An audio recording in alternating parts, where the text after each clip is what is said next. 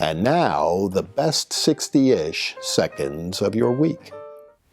Yes, I know we're a week ahead of schedule, but what better news this week than the Philadelphia Eagles are going to the Super Bowl, and it's going to be an epic battle with the Kelsey brothers facing off against each other, the first time in NFL history that two brothers face each other in the Super Bowl, and of course the historical legacy of Andy Reid looming very large over both teams. It's going to be a great game, and we're all looking forward to it, and the trash talk that will continue for the next week. And we'll look forward to chatting about it next week, right as we sit on the eve of the Super Bowl in Phoenix. And back to political news, Congresswoman Ilhan Omar is booted off the Foreign Affairs Committee by a vote of the full House of Representatives. You know, they say elections have consequences, and last fall's midterms certainly did, although not by the margins any of us would have hoped for.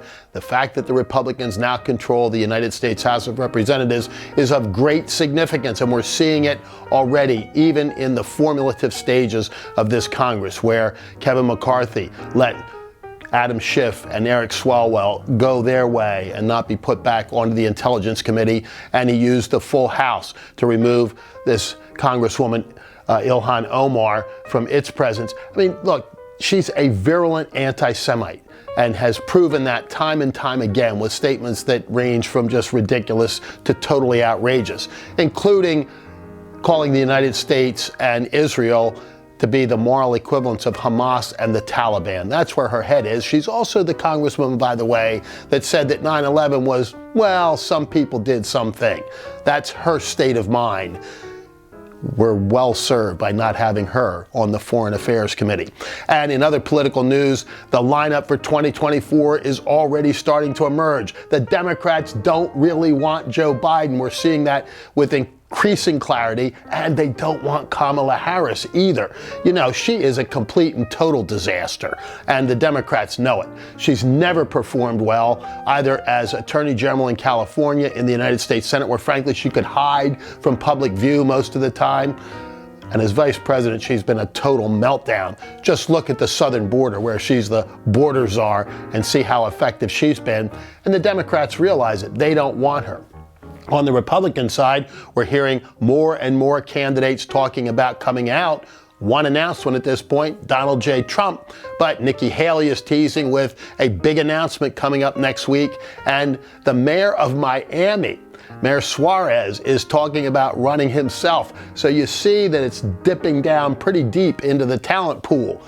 Florida is really in an interesting situation. You could have as many as 5 candidates from Florida. 2 U.S. senators, a governor, a mayor, and a former president, all running for the Republican nomination for president.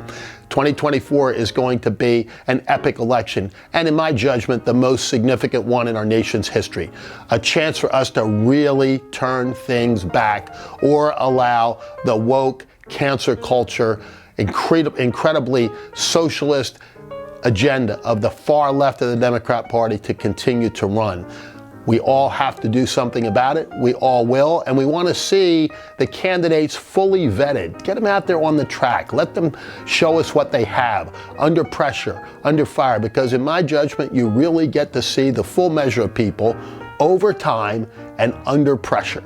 And the sports world and the world at large mourn the passing of Bobby Hull, the Golden Jet, who was widely regarded as one of the greatest NHL stars of all time, and his sons were pretty good hockey players too.